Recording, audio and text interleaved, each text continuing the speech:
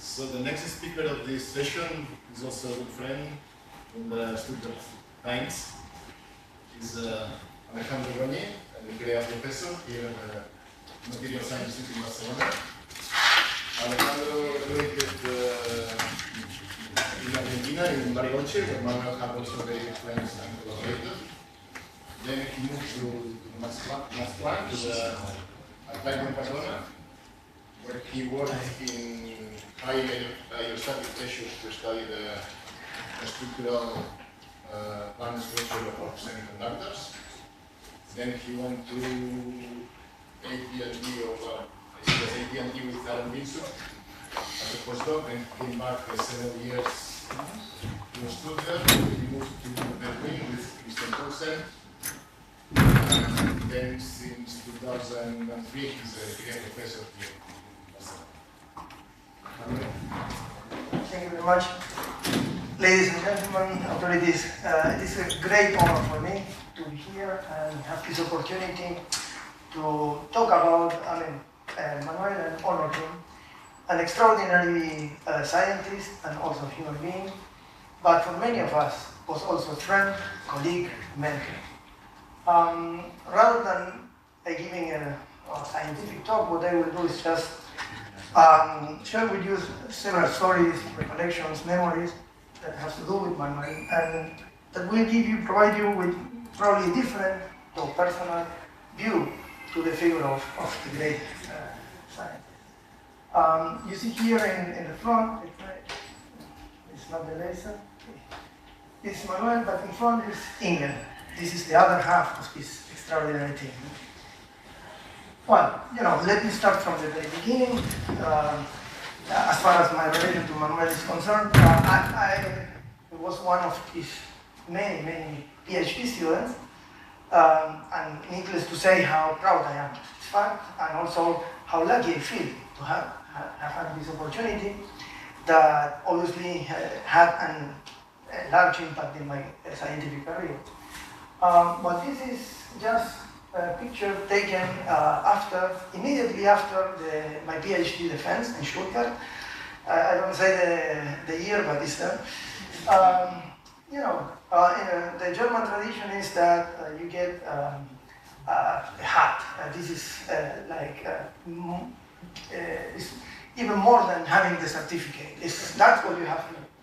This doctorhood is this particular one is done with really care and dedication by the technician Herberinger of the high pressure group.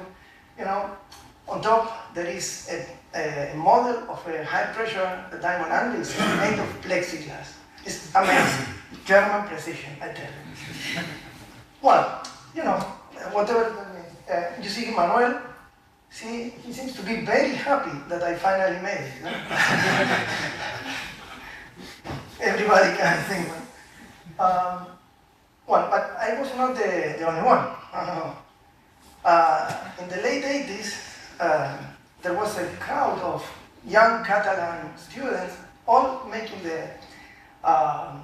performing the PhD with Manuel. And as life is really strange, 5 of them, I'm counting myself there because by now I feel also have Catalan, ended up working in the same country, actually the same city, actually the same institute here. You have here Isabel Alonso, Miquel Garriga, the man in black here is Jordi Frachedas, and the one pointing to the Schwäbische paella is Narcis Mestre. I don't know if you've ever heard of the Schwäbische paella, but and myself. This crowd of Catalan, the celebrations of the PhD used to take place at Manuel's house. A beautiful house with a beautiful view to the forest of Stuttgart. And they used to organize some kind of bucolic representation, like this one that you're looking at. I took the picture in the middle of the Sardana, the national dance of Catalonia. I have been told that Manuel was a skilled singer, apart from a scientist, But dancing, I'm not quite sure. I actually checked in the CV and there is no mention to the dance. The best impression that you can get from a guy like Manuel, no? From the scientific point of view, is the one that you obtain in one of these memorable brainstorming sessions. They took place in his office, around a small table, full of papers and piles of papers that you have to shift aside in order to find a place where he will write his thought and try to explain you something. And here are 2 copies of these sheets of paper. I kept several of them. You know, this is a DIN A4 page. That means the trace is very thick. You know why? He used to have a fountain pen with an extra wide nib, because it was the only pen that can sustain the extraordinary pressure that he applied when he wrote. And the pressure was proportional to the time you needed to understand his point. That means normally, what happens is you ended up with the paper completely scratched, deep scratch in blue, but not only the paper, whatever you had underneath. You know, a book, a photograph, another paper. Once it's a set of these glossy prints, you know, the new guys don't know that. But before, you have to send the glossy prints for the figures. I have a brand new set that was completely kaput. Well, you learn that. You know, these sessions were memorable but scarce, thanks God. Because after that, the feeling was really devastating. You felt like a nano student. You will need at least a second life and an additional brain just to cope with the easy to-do list of things that you have to check, to measure, to process, to calculate, to estimate. I said, no, that's it. But well, even though you recover from that feeling, and then what you remember is this enthusiasm and the way of working hard just for the hell of it, just for the very pleasure of understanding or enhancing your understanding about the topic.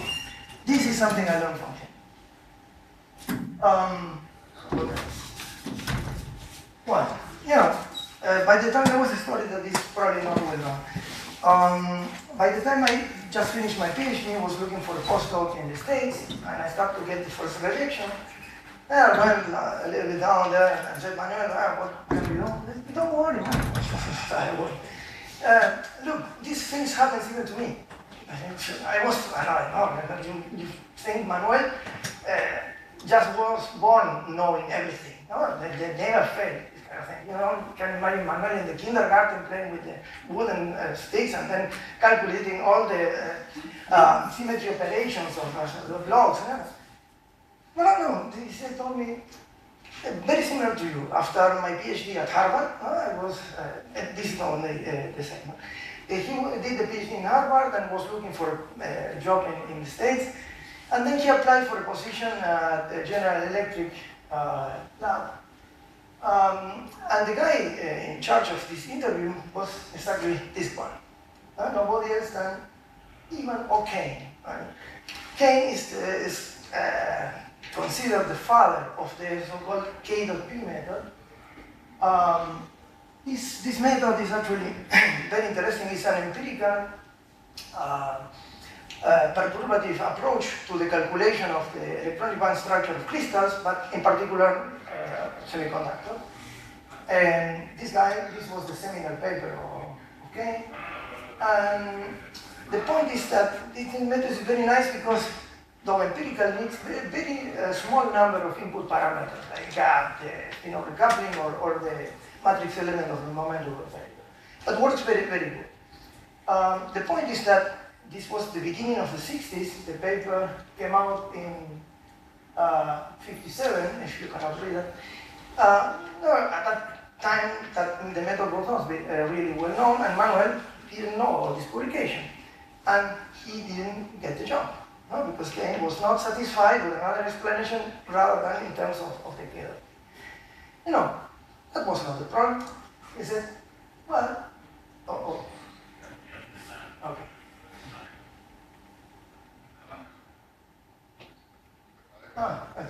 That's it.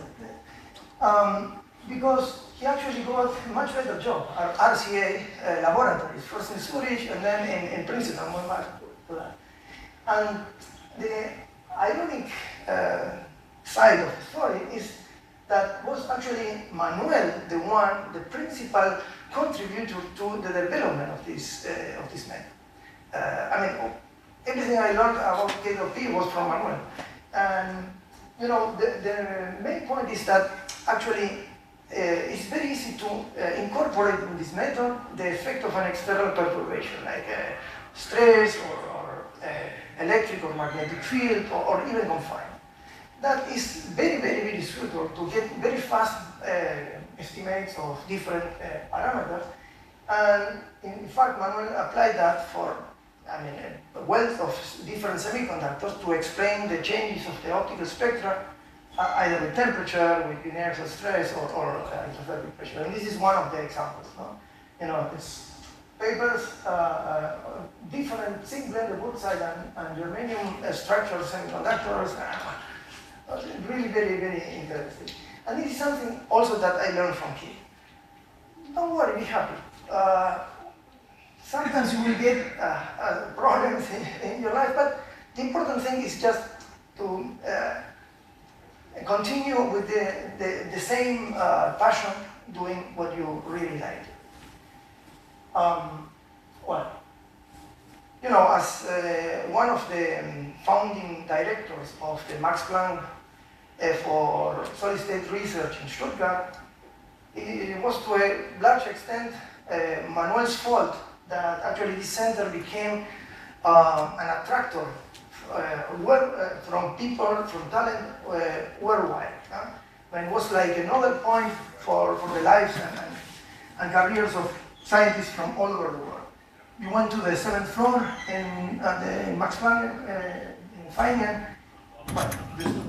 and then you can meet people from, you know, not only from Germany, but from Italy, Spain, France, the UK, Denmark, Poland, Greece, Israel, India, Russia, China, Japan, New Zealand, Australia, of course the US, Canada, Mexico, Colombia, Brazil, and of course of Argentina.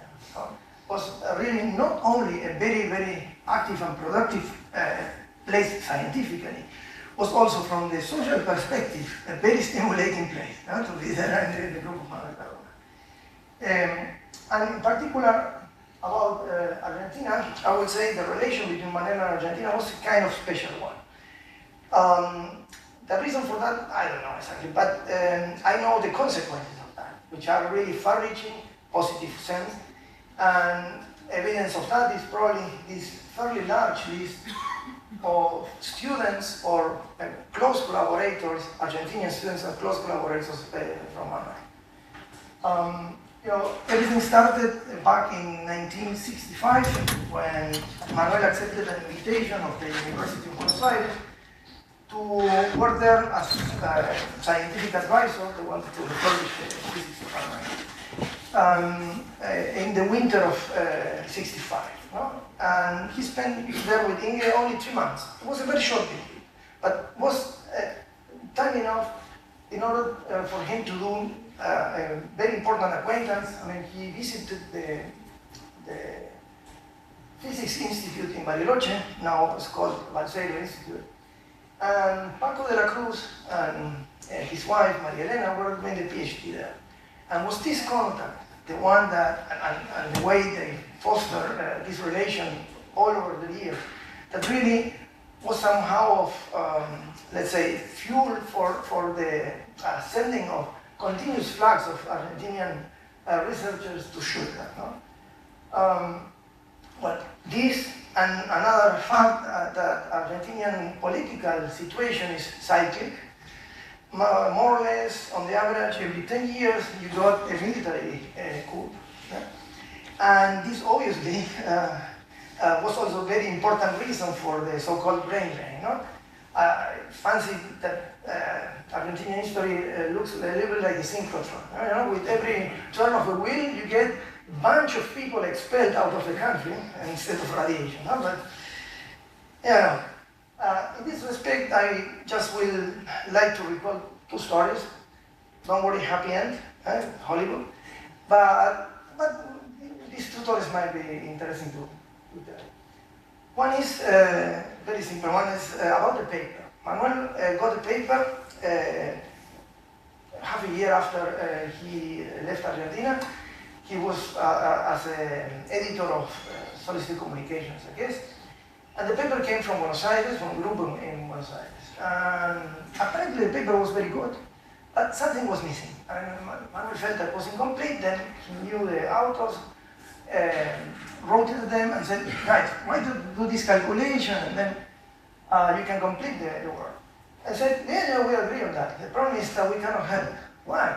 Well, what happens is in the meantime, it was the military coup in 1966 in June that overthrew Arturo Illia, no? And these guys, among other things, obviously, they went and closed the calculation facility of the university and also stopped all the activities in the physics department. And even worse, many of the co-authors of the paper were already abroad because they have to escape of the country. Obviously, Manuel accepted the paper as it was. The second story has to do with Aaron Pinzuk. Aaron Pinzuk was invited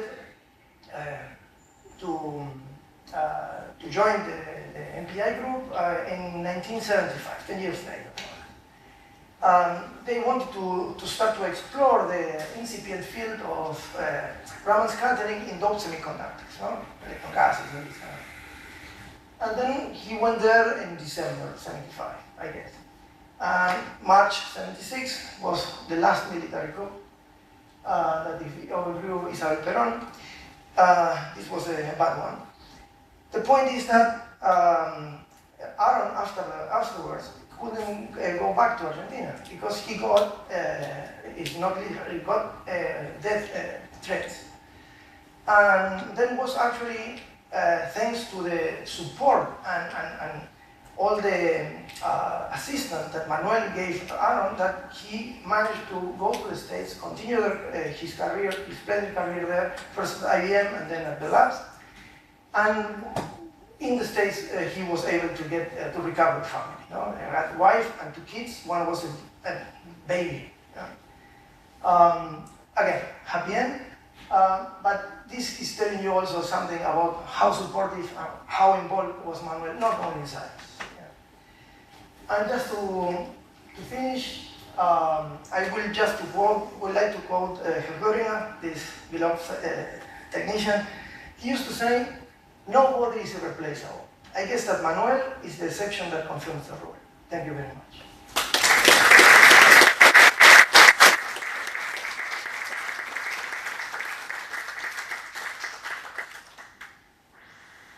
Thank you very much. Nice.